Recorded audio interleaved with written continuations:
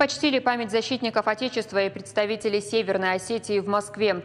В Александровском саду к могиле неизвестного солдата цветы возложила осетинская делегация во главе с полпредом республики при президенте России Борисом Джанаевым.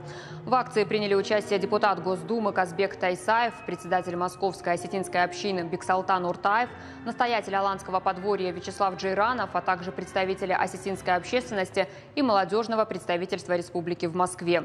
После участники делегации прошли к стеле, на которой в числе городов воинской славы выгравирован и Владикавказ. В этот же день почтили память героев и на столичных кладбищах. Там похоронены многие участники войны, выходцы из Северной Осетии. Например, Хаджи Умар Мамсуров.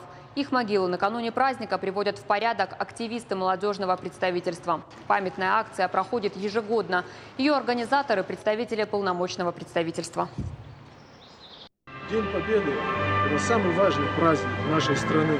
Мы от Республики Северная Осетия Алания возложили венок и отдали дань памяти всем тем, кто сражался за нашу свободу, за нашу жизнь. Весь мир знает о том, что из Северной Осетии самое большее количество героев Советского Союза. Выходцы нашей республики защитили в том числе и наш сегодняшний день, что мы сегодня счастливо жили на этой родной земле. Сегодня с нами присутствовало очень много молодежи. Это выпускники североосетинских вузов, и они активно принимают с нами участие. Мы стараемся передать им нашу эстафету любви и патриотизму и к республике, и к нашей родине России.